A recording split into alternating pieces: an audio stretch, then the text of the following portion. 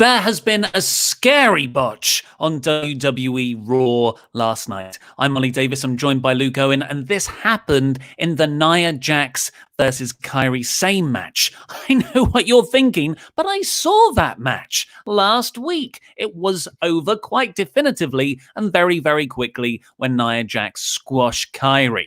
Well, a lot of stuff has transpired since then. Kairi Sane, after that match, went on Twitter, started liking a lot of anti-WWE tweets that said she should leave the company. Her contract is up soon, and it was reported a few months ago that Kairi was exploring other options outside of WWE back in like October time. And then in December, she main evented a pay-per-view TLC with Asuka against Charlotte and Becky Lynch, where she suffered a horrid concussion and it ended up in a very uncomfortable last 10 minutes of that match. Fast forward to right now, and a few days after, Nia Jax had called out, insinuated that someone in WWE last year when they were working with Alexa Bliss, Nia Jax thought their work was so unsafe, she had to go to management to say, hey, you want to talk to this person, they're going to injure someone.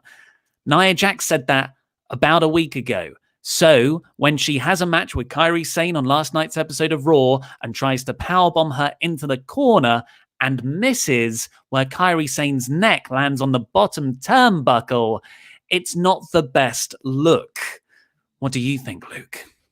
Yeah, I've seen a lot of people talk about this online, and I think the one thing that has come up a lot is people make mistakes.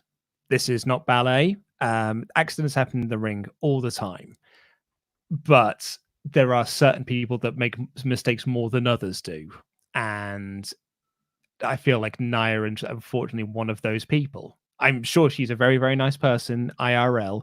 And I very much like her as a performer. I like her as a character. I'm glad that she is back on Raw.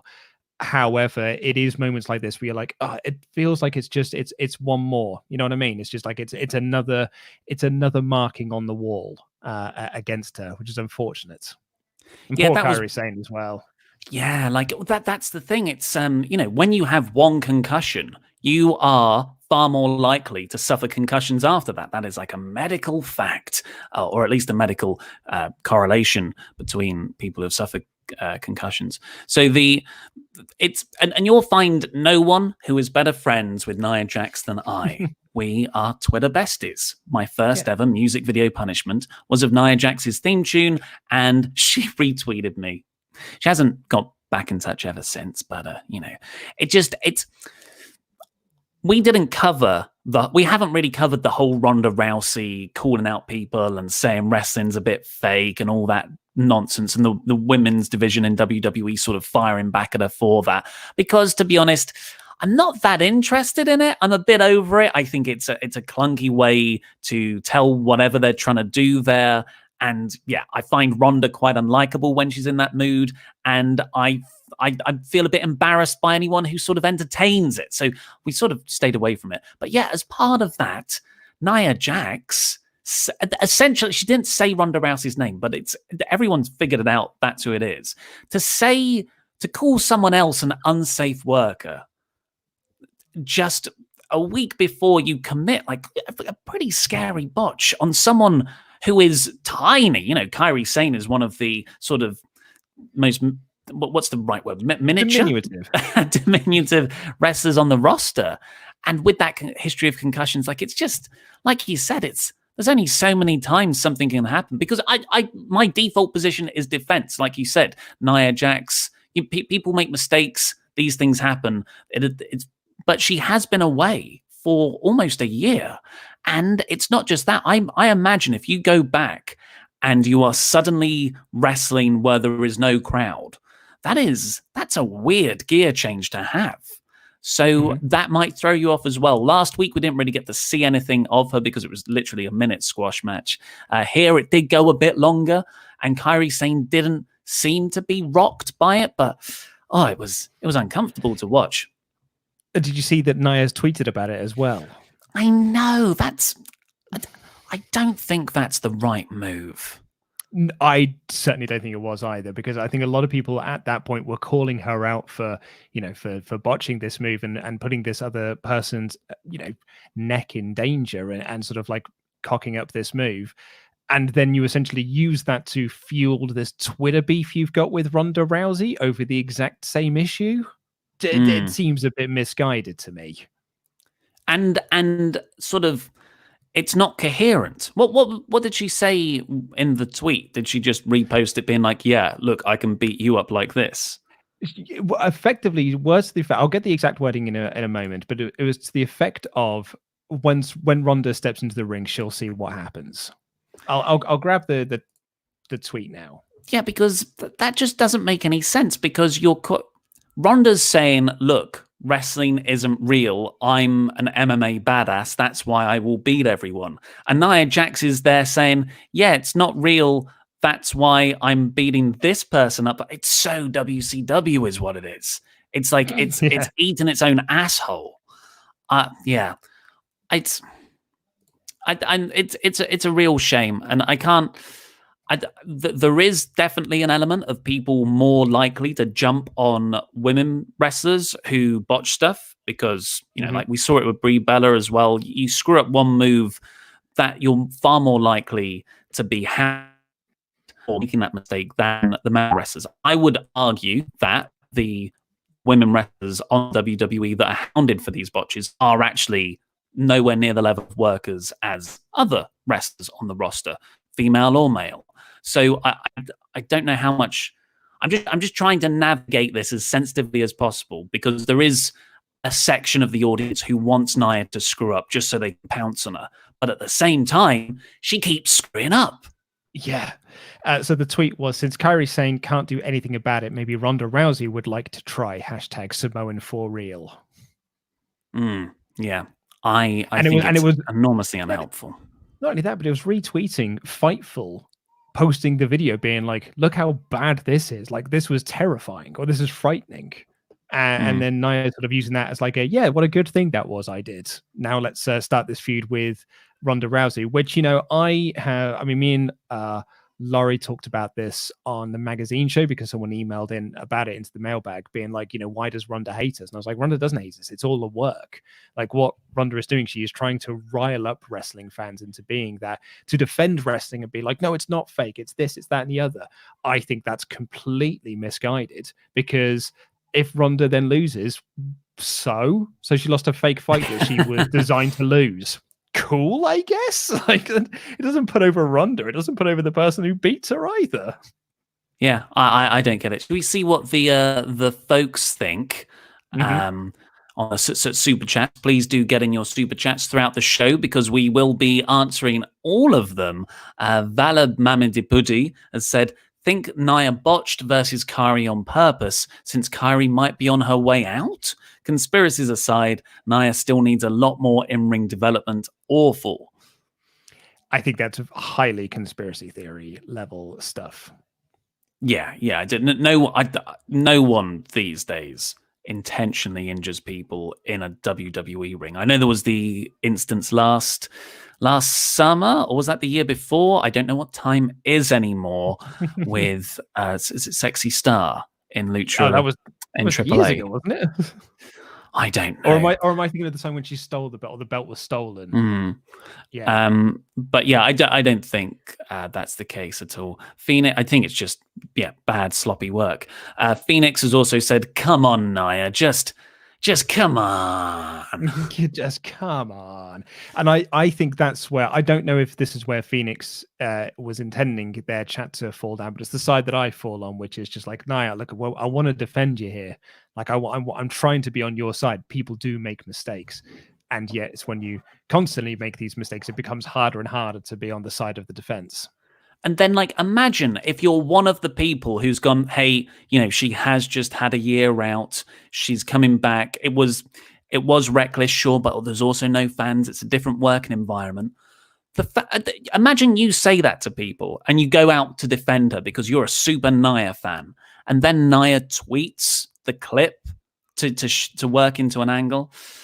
I don't think there's a double standard there, because when Sami Callihan used the baseball bat angle against Eddie Edwards, I was eventually in favor of it because I knew Edwards was driving that as well. Like it was complete agreement between the two sides to sell more merch and stuff. Here, because it was so instant, it just feels like they haven't had a chance to have that sit down. I don't know. What do you think? I don't know on that one. I'm not sure if we can compare this to the Edwards Callahan situation because it depends on what happens after it, I suppose. But I mean, for me, sort of like really the final point on this that I'm thinking is that Kairi Sane can't be long for WWE because she is an incredible talent, and this is the role that she's been slotted into. It's you are the jobber of this team now. Asuka's the star, you are not. And I think that's the way she's always been presented in Kabuki Warriors. I think bringing her up into a tag team was mistake number one. And I don't think the WWE has done right by her since NXT. Someone asked me in the comment section of the news episode from earlier, why didn't Asuka come out? And because WWE's booking is so inconsistent sometimes, I never thought about that, but they're totally right. And the only way I can explain it is because they are either, preparing for this Kabuki Warriors breakup. So, but it does make sense because backstage they cut a promo right before Asuka sort of was Kairi's hype person saying nobody's ready for either of them. But then I also think it's just because if Asuka's there, then Asuka kind of gets beaten too because surely she's going to interfere in the match. So it's just lazy booking. Yeah, we've just had another one come in on this topic from JQ who says Nia belongs nowhere near a wrestling ring, which I think is a bit of an overreach because the other side of the coin, and perhaps I'm too much on the defense here again, is that this is it's not like she does this in every match. It's not like she botches in every match. I would say to make the claim she belongs nowhere near a wrestling ring would suggest that she has done she's botched something to a dangerous degree in every single match she's done, which isn't the case. Yeah, and she has got a very good body of work behind her. I still to this day think of that epic gauntlet match on Raw where it came down to her and Sasha Banks. I thought that was great. Her match with Bayley at Takeover London, I think, is an outstanding match. And she's had plenty more, but yeah, she just keeps making these serious mistakes in the ring, and they endanger people who are potentially as fragile as Kairi Sane after the TLC concussion. But yeah, we'll see what is in both of their futures. Before we get on with the rest of the show, shall we do some little promotion? We've got Patreons stuff. We have indeed, because if you are one of our pledge hammers on Patreon, our review of WrestleMania 21 has gone live. It went live yesterday, in fact. It is over 3 hours, and it is Ollie and I doing a deep dive into WrestleMania 21, not just reviewing the matches, also talking about where we were at the time as wrestling fans, looking at the songs and the movies that were around at that time, and also what the dirt sheets were saying at the time and going into the star ratings that the show got. Yeah, and it's the first ever Money in the Bank match. It's actually really, really timely before that concept is going to jump the shark. And you also get to hear me almost realize in real time that we're never going to get to review Backlash 2000. Yeah, so go over to Patreon and become a pledge hammer there. You don't just get access to all the podcasts, the classic podcast stuff, which is exclusive with our drunk cast. You can also get shout outs, and you get to participate against us in Wrestling Predictions Wrestle League. Yes, absolutely. Where there's a huge punishment for the loser on the line. Skipping over we'll do that. Skipping over any sort of punishment for Wrestle League. Yeah. I mean, you do owe one. You do owe one. Well, I do owe one. I never said who has to actually do the video. Did we? So shall we get on with the play-by-play review? It opened with Drew McIntyre. Drew McIntyre looking directly into the camera and saying, "Hey, cool cats and kittens." I don't know if it's just because WWE has not had a top guy that I've properly liked before. You know, like even you've either got heel champions, you've got people who I just feel haven't got the full machine behind them, like when Kevin Owens was Universal Champion, and then it's Roman Reigns or it's John Cena. You know, both awkwardly booked baby faces. Here, I've almost forgotten what it's like to have a babyface champ. Well, no, because John Moxley is a very good example of this. But in WWE, a babyface badass champion who is booked really strong, and I don't mind that because I'm so into him. Yeah, I think the key to that is that the machine is behind them, because this isn't like a Kofi situation where Kofi won the title and then WWE effectively said, well, you're now the third most important thing on this show. Drew is the champion and they are saying, no, Drew, you're the most important thing on this show and you are going over strong. We're going to be pushing you strong. And it really works. And I really like Drew. I think he's a great on-screen presence. He's a great character, great champion. You know, I keep coming back to this word that I used to describe him in my review stuff, and it is effortless. Like the way he jumped over the top rope in the main event, effortless. The way he talks to the camera and the viewers at home, it's just effortless. It's so naturalistic. And that is the complete opposite of a lot of the bad stuff that WWE gets behind. It's very stilted, it's overproduced, but Drew feels completely away from that sort of stuff while still looking like the sort of top star WWE wants. It's a great crossover of what I want and what Vince wants. And I've seen some people online say like, oh, he's the new Roman Reigns, he's just overpushed, he's this, that, and the other. But I couldn't disagree more. Absolutely could not disagree more on that one. Drew's not the next. He's the first Drew, and he's a wonderfully likable WWE champion.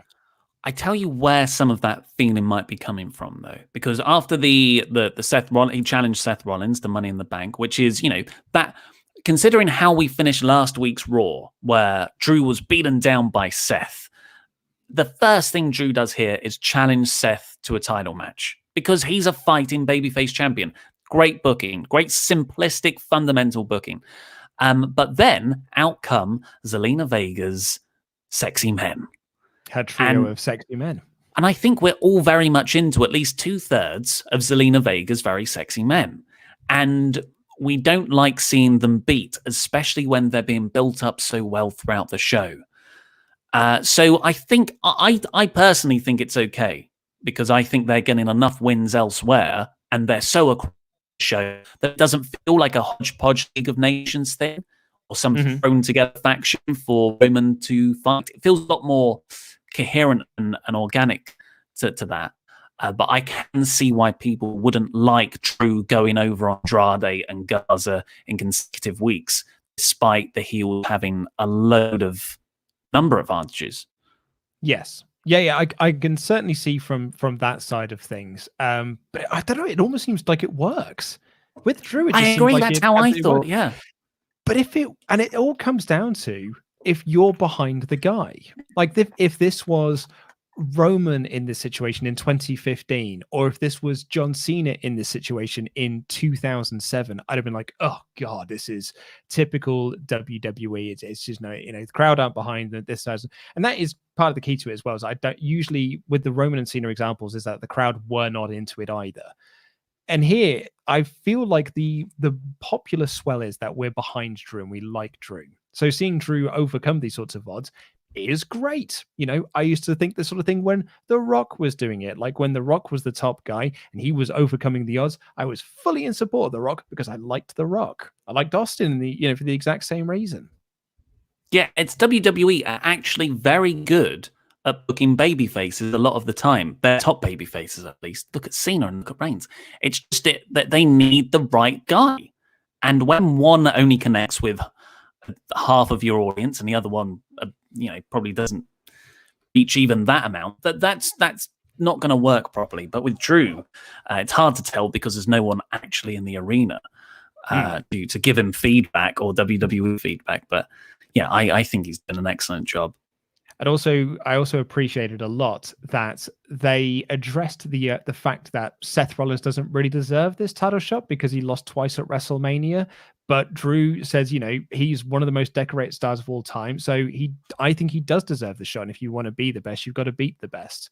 So, it's quite a weak thing. It's quite a weak bit of writing. But you know what? At least they addressed the elephant in the room and turned it into part of the story. So I'm all for that. I've got to think, I said it last week, I think, that Kevin Owens does not want to work these tapings. Yeah, you must be, because like the fact that he's not been seen since Mania outside of that one promo is, it's quite telling. So Andrade jumped Drew from behind, but because Drew is so powerful and strong, he's a top champion in the company, he still beat up Andrade. And then Vega was like, go rescue Andrade, to Austin Theory and Angel Garza. And they were both like, no, because Garza had a match with Drew later on. He was like, I'll get him later. I'll get him when we have our match. That's perfect. And I was listening to Brian Alvarez go off on it a bit, being like, oh, you want to book these guys a bit stronger. But I'm like, they're heels. That's like what they should be doing. They should be backing off so they don't have to fight anyone. Even if they have the numbers advantage, they'd only do it if the guy's back's turned. So dastardly. Hey, Ollie, I've got a question for you, mate. Do you want to climb the corporate ladder?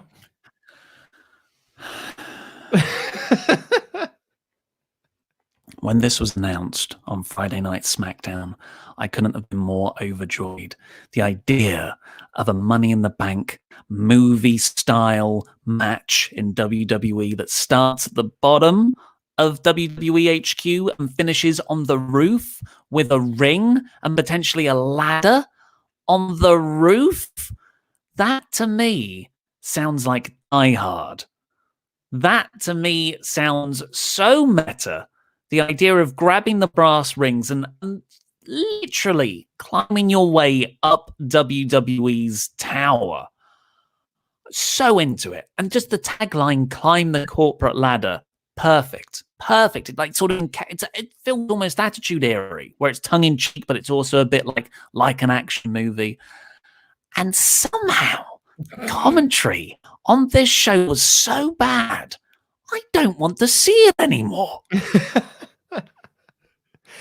I'm still into this match. The commentary tried their best to make me not interested, but I am still into this match. And because, as you know very well, Oliver Davis, what my favorite WrestleMania match is of all time. Is the Raven Big Show. What's the last person? Raven Big Show Crash? No, it's the guy that won, Kane. Kane, of course. It's the hardcore triple threat match from WrestleMania X7. It's categorically the greatest WrestleMania match of all time. Like there's no debate around this. It's absolutely it's just the greatest WrestleMania match of all time. And one of the reasons why it's the greatest WrestleMania match of all time is when they brawl backstage and they brawl through that fake bit of scenery and stuff, and like Raven gets thrown through a window and Big Show and Kane do Godzilla and King Kong stuff where they fall through the walls and stuff. It's tremendous. And I'm hoping we get a lot of this in the Money in the Bank match. So I'm all in for it. And I hope that when it ends, there's some monster trucks on the roof, like WCW. That's what I'm after. I can only imagine the risk assessment for what they're going to do. But I mean, you're going at it from the sort of schlocky horror movie fan perspective.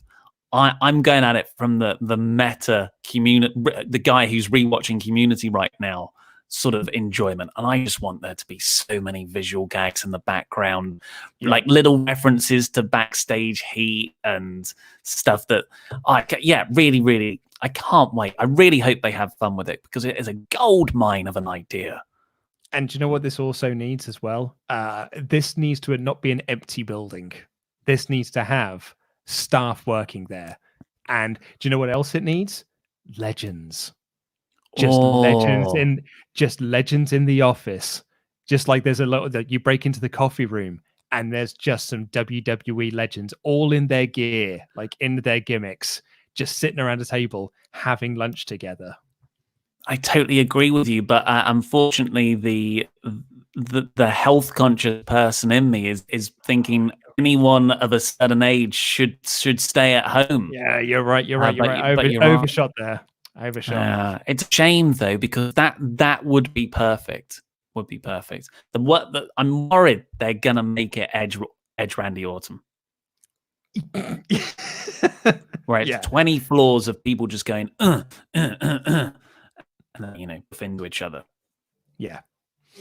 I want it to be 20 floors of the Firefly Funhouse match. But we know who one of those competitors is going to be, because Aleister Black beat Austin Theory in a very, very fun little match. But I do feel like Theory needs to get something now, because all he's done since coming up to the main roster is lose. Like, I think he's won one match, and he's lost a bunch of tag matches and then lost here, has shown no character, and really does feel like the third wheel of Zelina Vega's sexy trio. Yeah, that's it. I actually think Zelina Vega's Gang of Sexy Men works better with just two people, because then like a lot of the debate around Drew's getting the better of them too much. You just take Austin Theory out, who doesn't fit there at all, and it sort of makes it a bit better that Drew's only beating two guys rather than three. Makes it a bit more easy to swallow. I did get a kick out of Zelina Vega. Number one, dressing like J-Lo from the mid-noughties. That was a big part of my teenage years. And also being in the corner, the opposite corner to her real-life husband, and trash talking him. I can't remember this interaction happening on the main roster. I can't remember. Did Andrade and Black feud in NXT? I don't think they did either, did they? Andrade? God, I can't remember now. Black only got called up last.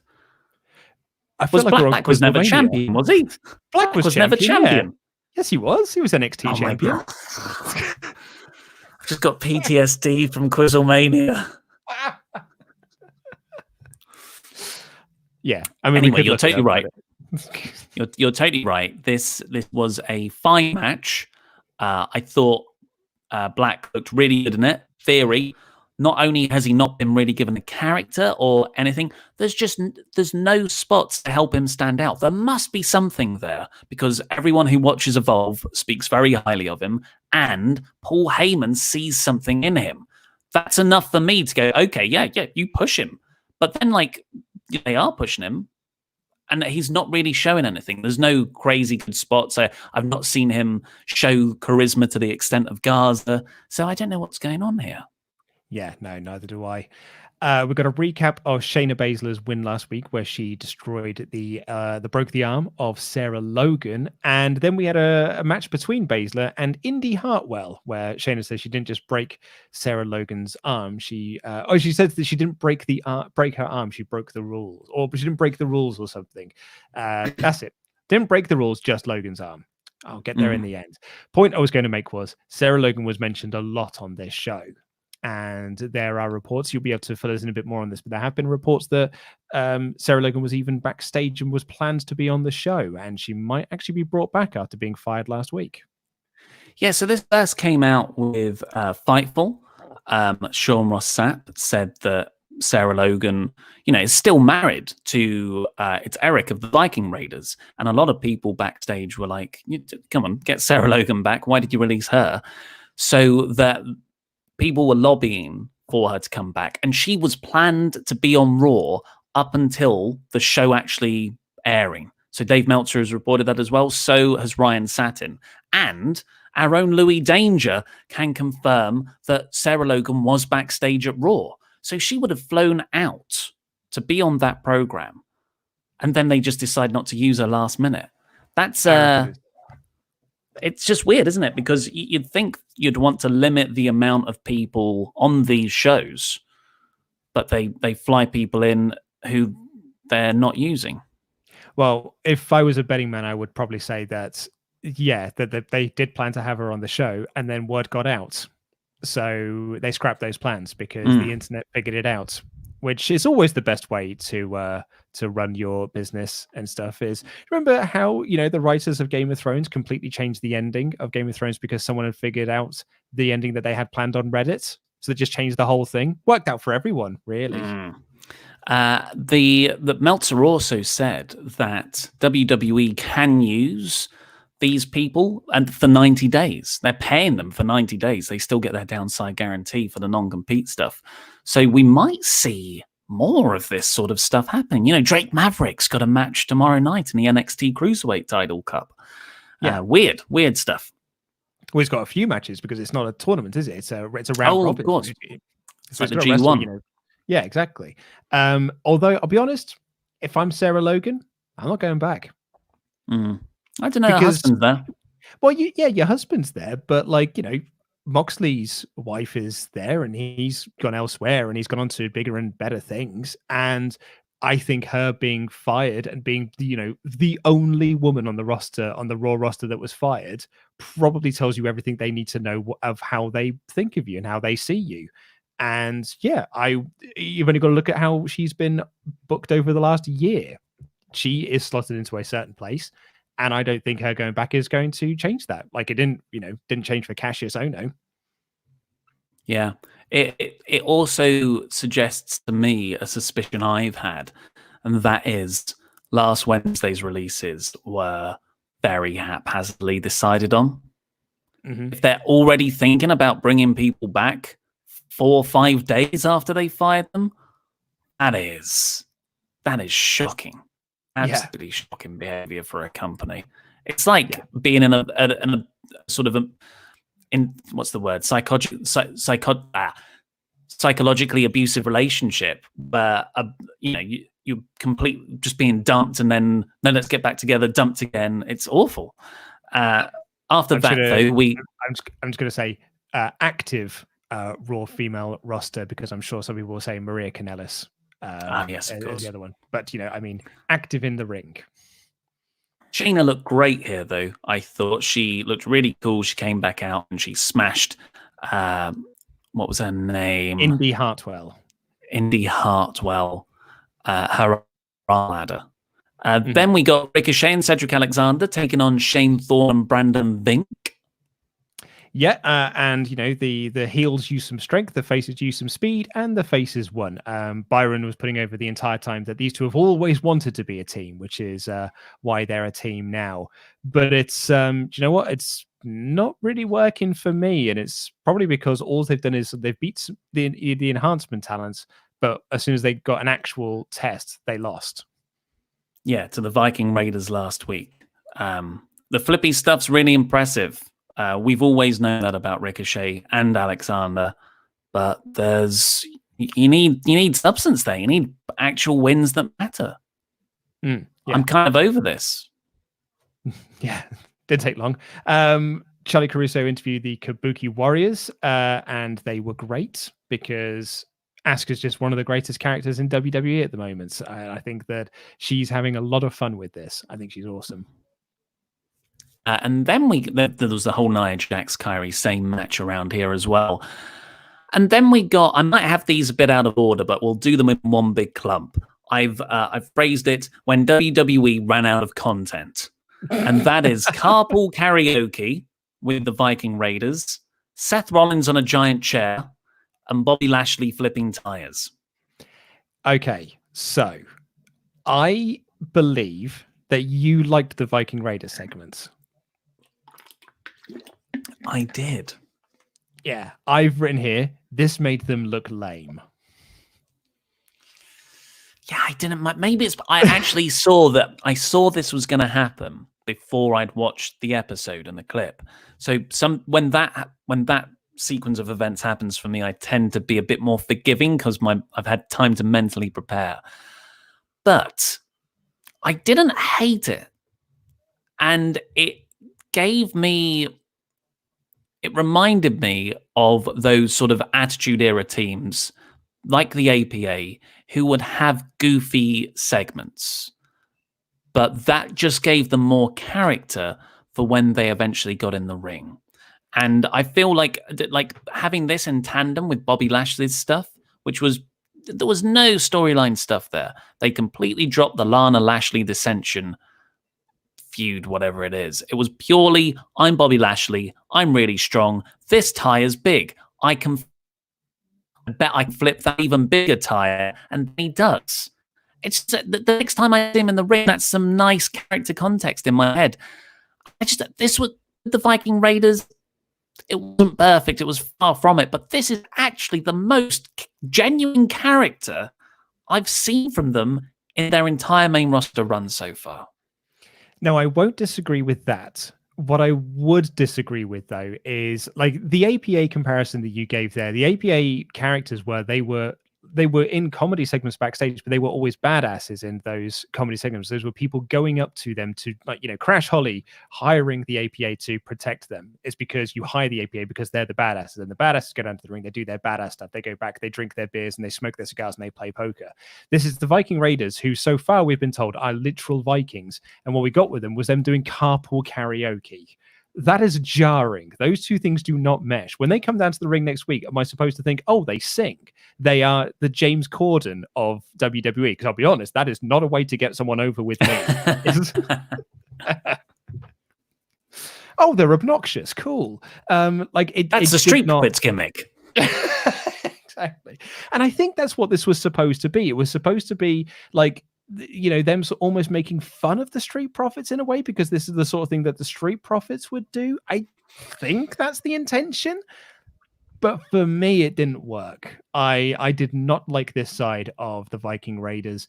And while I do agree with you that they have needed some character, you can get character in stories. And that's the one thing the Viking Raiders have never had, is stories. They've just had squash matches. I mean, they were tag champs. And can you name like a single thing of their tag team run, of like their tag title run? Absolutely not, because it meant nothing. And I don't think them doing carpool karaoke is the way to fix that. I'm pretty sure the OC the OC were in it. That they had a few matches, I think, as part of that title run. Very memorable. You know what? You're totally right. Everyone's totally right. For whatever reason, I'm optimistic about and furious about Nia Jax BOTCH. I don't know how my mind works, but just let me. I was going to say, and you're not wrong to enjoy it. But maybe this just popped into my head. Maybe this is a character reset. Maybe gonna become. This is the equivalent of Dark World Thor to Ragnarok Thor. So Taika Waititi is coming in to save the franchise. To save the Viking Raiders. Because drinking, wisecracking, badass Viking Raiders, I like that more than one-dimensional, literal Viking Raiders. Yeah. I don't know, but it's not going to happen. It's going to be awful.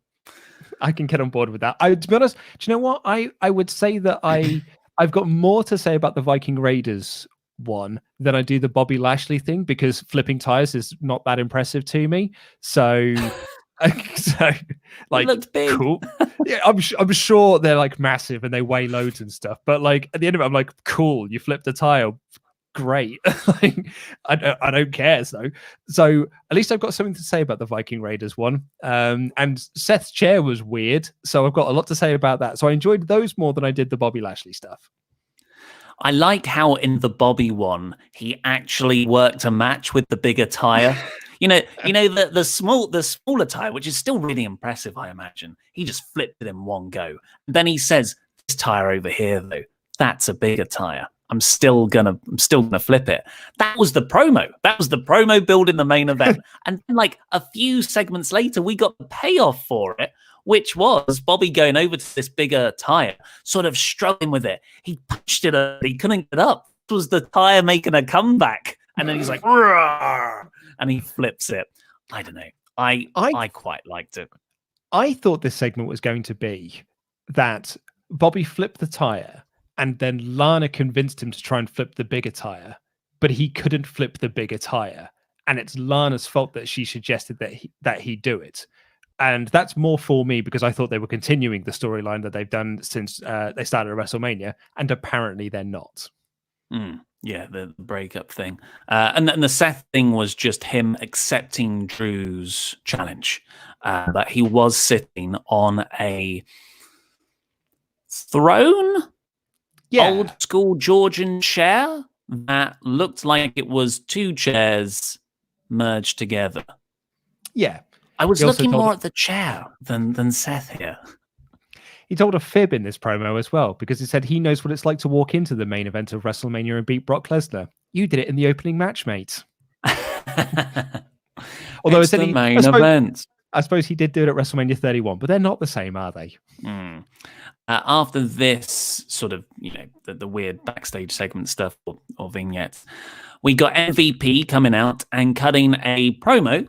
He lost his way a little bit, but I quite enjoy everything MVP does. I like him being back on screen, and I think this is the perfect use of him to get over younger talent. It was a fine match with Apollo Crews.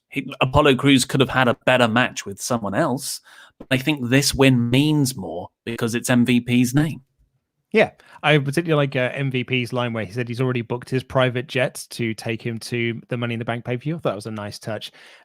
He got Cruz's name wrong, right? Like he said the wrong person.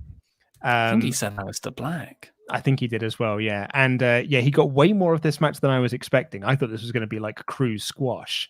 But this went through an ad break with MVP working him over. But then Cruz looked great in his comeback. Got to kick out the Playmaker, one of the worst finishes in the history of wrestling, with his series of moves. He went back to NXT Apollo Crews stuff. You know, the standing, the press, the standing moonsault, the standing shooting star press, and the big sort of sit out powerbomb thing that he does. This is like classic NXT Uhaa Nation Apollo Crews. So it felt to me like this was a really good reset for Apollo here. You know, he had the Aleister Black match, and now they're like, cool, here's the Apollo Crews that we should have had from day one. I'm really excited to see him in a Money in the Bank ladder match. I'm not so excited to see him in the Climb the Corporate Ladder movie version, but a proper ladder, this version of Apollo, I thought could really exciting. This is where we're going to find out that Apollo Crews has already been in a Money in the Bank ladder match. Like he was in one of the, when he first came onto the main roster, he might have been in one then. But I wasn't into him then, is what I'm saying. Really, Riot then complained backstage to Charlie Caruso that she carried the Riot squad. Sarah Logan got mentioned some more. And then Liv and Ruby actually had a pretty decent match, I thought. Yeah, I mean, considering that this was the end of their feud, it didn't feel like the big payoff. You know what I mean? Like Liv won from out of nowhere. It didn't really feel like there was anything. I mean, the storyline has meant nothing from the start, so the finish was probably what it deserved, but it's a bit flat. It just felt like nothing really. A bit flatliner. I thought of that when I was reading my notes. Yes, it didn't really feel like Liv got over via this Ruby feud, like her being like they were like, oh, she's escaped the shackles. I'm like, well, she's already beaten her once, and now she's just beaten her again. So I don't know about that. Yeah, I like the finish though. That sort of flatliner off the ropes, off of an Irish whip. That caught me by surprise. We got a memoriam graphic for Howard Finkel. Then we got a really good match, really good match between Rey Mysterio and Buddy Murphy. Murphy is still very much doing the Monday Night Disciple gimmick, despite AOP just completely disappearing. That was pre-coronavirus, by the way. Oh my God, I said it. That was pre all that stuff, by the way. It was because I believe it was Razor got a bicep tear. So they just thought, let's take AOP off. But Murphy hasn't been in Rollins' corner for the last month, and vice versa. So I'm glad they're still doing it. I just need to see what it feels a bit intellectually insulting why they haven't explained what's going on between them all. Yeah, no, I completely agree with that. It does feel quite jarring that they've not been. We haven't seen them together for like a month or so, but they are still together, I guess. But I was really chuffed to see Ray get the win here, because I think they're telling a really nice story with Ray, which is that, he's won everything in his career, but he's never won Money in the Bank. And he really, really wants to. And I thought his promo last week about how he knows how dangerous Money in the Bank can be, because he won the world title and then seconds later lost it because Kane cashed in on him. So he's kind of got that motivation to drive him into this match. So I'm really excited to see Ray. I mean, I would have been excited to see Ray in a Money in the Bank ladder match anyway, but a corporate Money in the Bank ladder match, I'm very excited to see what they can do with him. 619 over a table. Yes. Oh God. In the kitchen, through some stools in the Yeah. toilet, and I think Murphy's character. It's totally fine for him to lose when Rollins isn't there with him, because that's he's his mentor and he can't accomplish anything on his own. That's the idea. I thought some of the sequences in this match were extraordinary. There was a V trigger brainbuster something else combo that Murphy hit in quick succession. There was this awesome 619 counter, which Ray then also countered into a twirling DDT. I'd be curious to know how much of this stuff is coming from Ray, because it seems to be a constant thing in Ray Mysterio matches these days. I keep seeing spots I've never seen before. Yeah. And it's really refreshing. Yeah, I totally think it's Ray working with people to be like, how can we change it up this time? And I think it's making for great matches. I'm really happy to see Ray back as well. I've really missed seeing Ray on TV. Yeah. After this, we got Angel Garza trying to chat up Charlie Caruso backstage. Caruso, I feel, should be like, no, because she's the moral compass, surely, of an interviewer. But instead, she was like, he is so handsome, though. Like, you can't deny it. Even though he's a baddie, he is a handsome one. Charlotte, speaking of baddies, Charlotte, who most 100% definitely is a baddie, squashed Caden Carter. Yeah, she's 100% a heel. There's no debate around this. To try and say that Charlotte Flair is a babyface is like saying that the hardcore triple threat from WrestleMania X7 is not the greatest WrestleMania match of all time. Yeah, she just worked the whole match as a heel. Carter even got the babyface comeback spot. This only went like 3 minutes, so it wasn't anything of substance. But then Charlotte taps her out and sarcastically claps her beaten opponent. She's meant to be, if she's a babyface, you'd think it would be, I'm trying to build up NXT. You really proved yourself to me, kid. But it's not. It's, I am too big for all of these NXT stupid jobbers, which is a great storyline, actually. If it eventually pays off in someone rising through those ranks to finally defeat her and embarrass her. But I don't think that's the story WWE are telling. I just think they're telling the story that, no, it's really good. Yeah, I think that's the story they're telling as well. I'd like to see some more, because at the moment, her being on Raw, I don't think is doing NXT any favors, because NXT's not really being featured. Like, they keep mentioning Io Shirai, but they're not showing Io Shirai. So they're not giving you a reason to tune into NXT. They could say, hey, she's challenged Mia Yim to a match. Well, show us that footage. Because if I'm not, you've only got to look at the ratings, viewers, to see. Not everyone that watches Raw is watching NXT. So show us these things to give us a reason to then tune into the next show, which I don't think they're doing particularly well at the moment. And it's not like they don't have enough time. After that, we got what might actually be my favorite single performance on the whole show, and that is Akira Tozawa coming out like a ball of fury against Andrade for revenge on when the Gang of Sexy Men beat him up last week. Yeah. And Tozawa was just intensely insane here, doing this. I've never seen someone launch themselves off of the apron with a senton, or the sort of rolling, diving senton, with such ferocity. It was like an Ember Moon dive. It's absolutely amazing. And his performance in this was so great. I thought he was going to win. And they were going to set up a US title match for Money in the Bank. I was convinced of it while watching this match, because Tozawa was so great in what he did. And Andrade only really got his, he only got the heat because Zelina Vega caused an interference and then hit the top rope hammerlock DDT for the win. I thought it was a really, really fine performance, but I loved Akira Tozawa in it. And it sucks that the role that he is in is look good in a match, put the other guy over. I'd like to see him get some more. He's so much better than that. I agree. I'm concerned that Andrade's finishing move normally is going to be the top rope DDT finisher, because his singles finisher surely should remain just a normal hammerlock DDT, but his group finisher should be the top rope version. The super duper. Otherwise it robs it of its importance. And actually, the normal hammerlock DDT, which can be hit from anywhere, doesn't feel as impactful. Yeah. Do you want to hear what my notes were for the next part of this? Show. Street Profits come out and stare down Andrade. I think they're joining commentary. Oh no, they're cutting a promo. Oh no, they're introducing Bianca Belair. Oh no, they are doing commentary. They do commentary. Bianca Belair wins. Do commentary is a bit of a stretch. I've seen some people go, I love Street Profits, they're so funny, and I'm often in that camp too. But I think they are one of those acts who tightrope much like the Usos, the tightrope between being really cool and funny and incredible.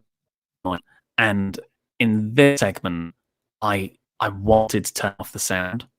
I couldn't stand it. I think you could hear Jerry Lawler channeling Vince McMahon's instructions for them to calm down. Yes, I thought. And they were not. They started at 11 and they continued at 11. And I don't think it really helped Bianca Belair in the match. I think it actually sort of detracted from Bianca Belair in the match as well. And Bianca Belair doesn't need some people detracting away from her matches because she's so awesome. I don't think she needs Street Profits there to hype her up. She can do that herself because she's that good. Yeah.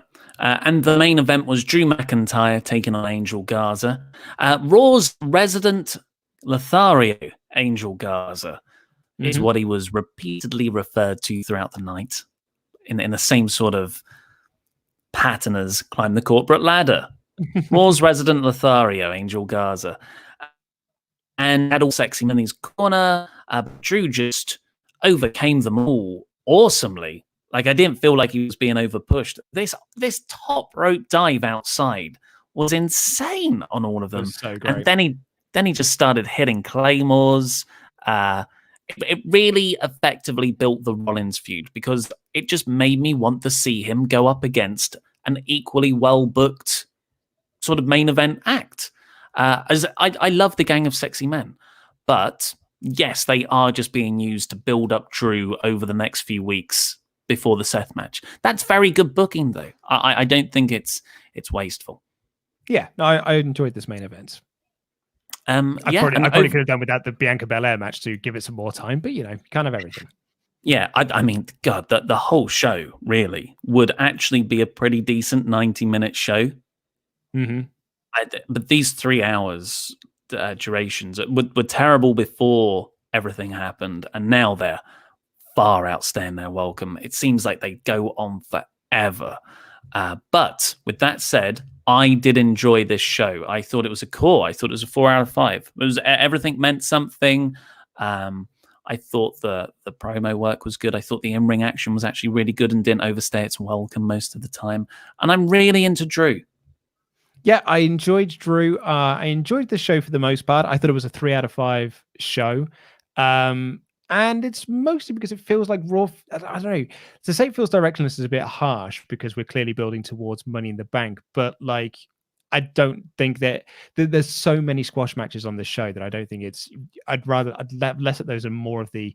Give more time to Drew and Garza in the main event. Give more time to Buddy and Mysterio, that sort of thing. But overall, I thought it was a fine show. Well, let's say thank you to our amazing pledge hammers on Patreon. Of course, you can get shout outs and access to our exclusive podcasts if you go over to Patreon right now and sign up and become a pledge hammer. Support us over there because we just released our new WrestleMania 21 review with me and Luke, where we go deep, deep, deep into the whole show and the backstage happenings at the time. But thank you. I'm the captain now, Tim Phillips. Great name. The Snapdragon King, Rio Ordonte. Thank you very much. The Dijon Mustard. Lovely stuff. Robert Spencer. Period. Thank you. Monty Brown. Matt cleaner than Finn Balor. Whoa. Yes, he is. He is leaner.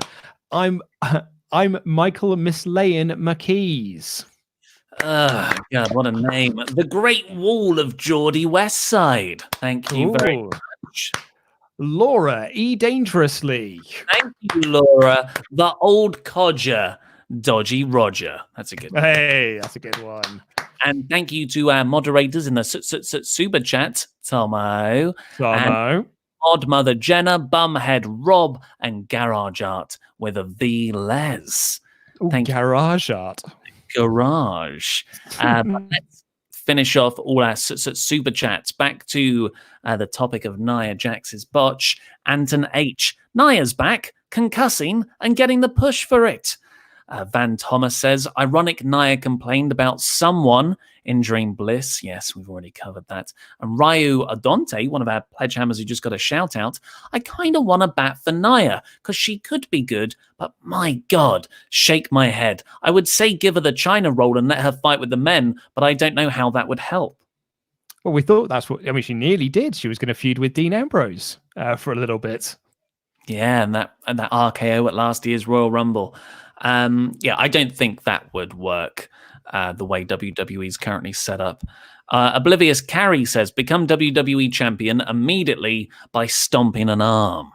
I don't get that. Is that I think it might be in reference to Shayna Baszler. Because effectively, all Shayna's got to do now is just stomp on Becky's arm as soon as that match starts. Oh, yeah. George Todd, do you think the Triple H 25 thing is in place because there may be a potential return of someone? So these are the 25th anniversary celebrations of Triple H taking over the company. Do you think I don't know. Maybe Triple H can have a match at SummerSlam, but I always feel like WrestleMania is the time to bring out Triple H for matches.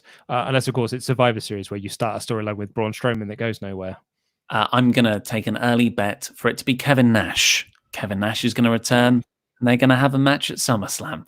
Timothy Beatty, should Cedric and Ricochet's tag name be the Flippy Boys? No fists, just flips.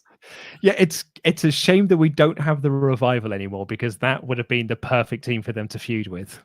Forever the Ricochet.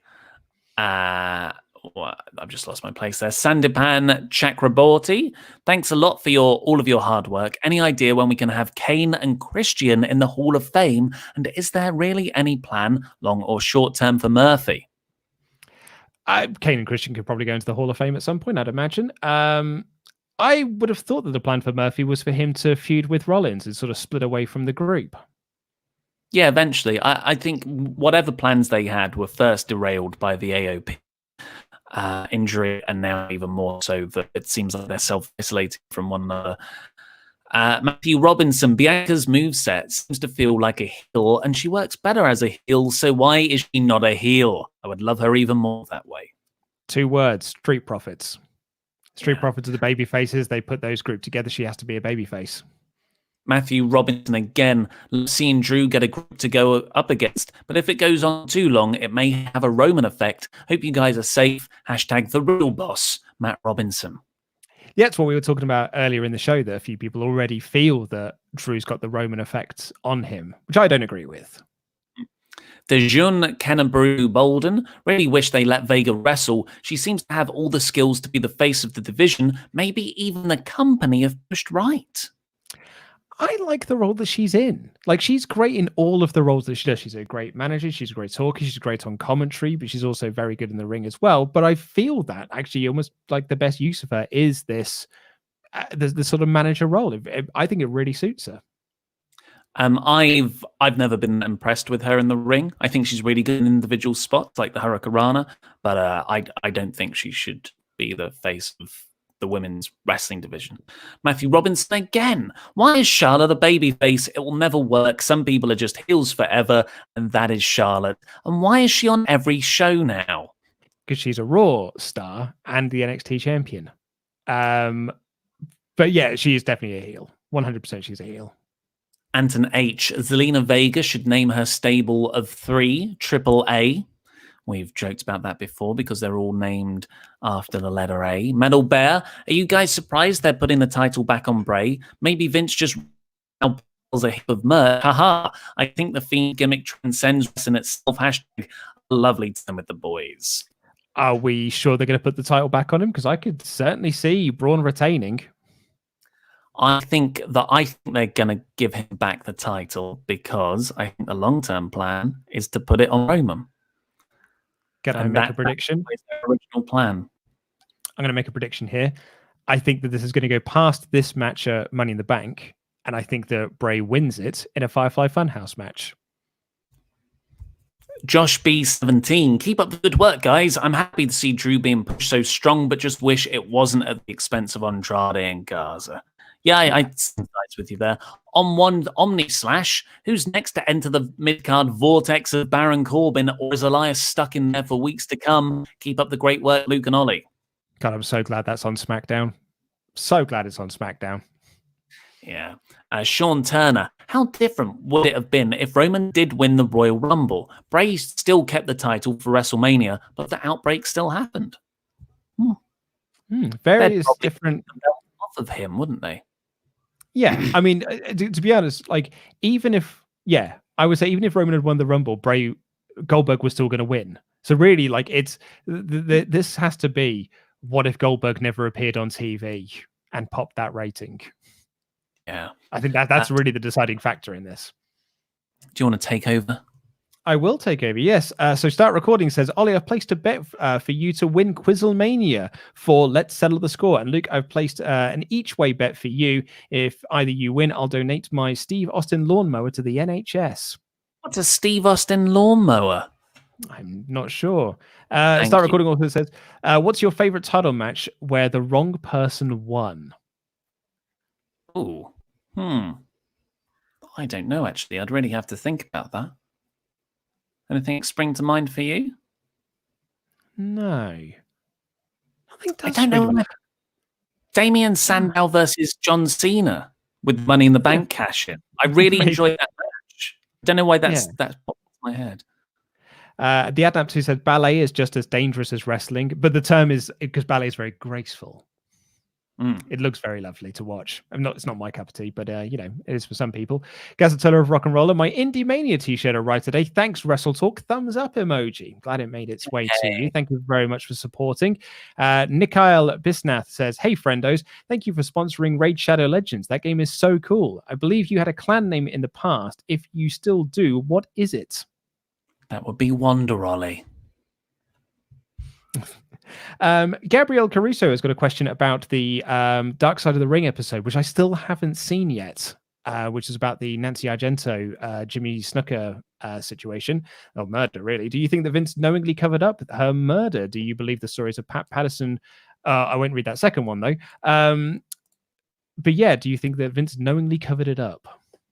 We'll never know. We'll never know. It's but it seems to be a very murky situation. Phoenix says, do you guys like cats? And if so, why? If not, why not? I love cats. I'm allergic to them, though. I think cats are fine. After the whole dog incident from a few years ago, I'm not going to give any feeling on this whatsoever.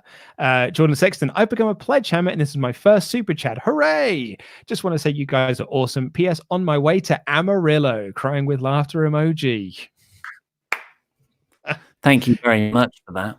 Thank you very much. Great song as well. Jonathan says, may I please have a shout out for my birthday today? Happy birthday, Jonathan Barube. Absolutely. Happy bloody birthday to you. And Sean Turner, waiting for a Chopper heel turn. Hashtag free Chopper. No. Dance Chopper. And a few last minute super chats here from Edgar. It says, it was a scary botch given Nia's history. Wasn't looking forward to her return. Injection says Luke's fantasy booking of Braun may come to life. I don't have a fantasy booking of Braun unless there was one I was literally just talking about then. Gutier 25, how have you guys not noticed WWE's real plan? Charlotte is on Raw and NXT champion. She said she wants to work on SmackDown too. This means we're going to get her on get Charlotte 3 belts. Hashtag long live the Queen. Oh god. I think they actually have got a lot of faith in Becky, so I don't think they'd do that. And Edgar says, why was what Charlotte did to Kyrie mostly ignored? No reported heat except for some fans. Yeah, I mean, you can probably make your own assumptions, can't you? But I feel like Charlotte is a very protected person backstage in that company. You can see how Becky behaved during that match, where she was really... She looked like she was really looking out for Kyrie when she realized what happened. But in that same match, Charlotte looked very frustrated. And did a few spots after it was quite apparent Kyrie was concussed that probably shouldn't have been done. And I find that behavior very questionable. Indeed. Vincent says, thank you, lads, for being awesome. Still waiting for Ollie's drawing of the Montreal screw job to hit the store. That's censored. We can't put that on there. But thank you very much for the super chat. And lastly, from Gabriel says, do you think WWE is using the current situation to push people who normally wouldn't get over, like Apollo, Nia, Tamina? I strongly disagree that Tamina is getting over. I think she's just in matches. Nia and Apollo would have got pushed regardless of this situation. I think Apollo in particular would have been a Paul Heyman project. Yeah, totally agree. These are just post-WrestleMania plans. Yeah. With what happens in previous years. Before we get out of here, I got because there were some super chats that were left during the Quizzlemania stream. And I wanted to read out this one because it was a huge donation from DX Solo, as always. It says, "Hey guys, hope you're all well. Alice and I would like to offer up this $100 to the winner of today's quiz, if that's an option. We love the content you all provide and look forward to most of it." Winky face. Oh, thank you very much. Cheers for that. Thank you very much. Last week's Quizzlemania. Last week's Quizzlemania was left 5 days ago. So it goes to Brian. He's not in this. Well, you should have won then. Was that all the? That's all the. That's all of them for now.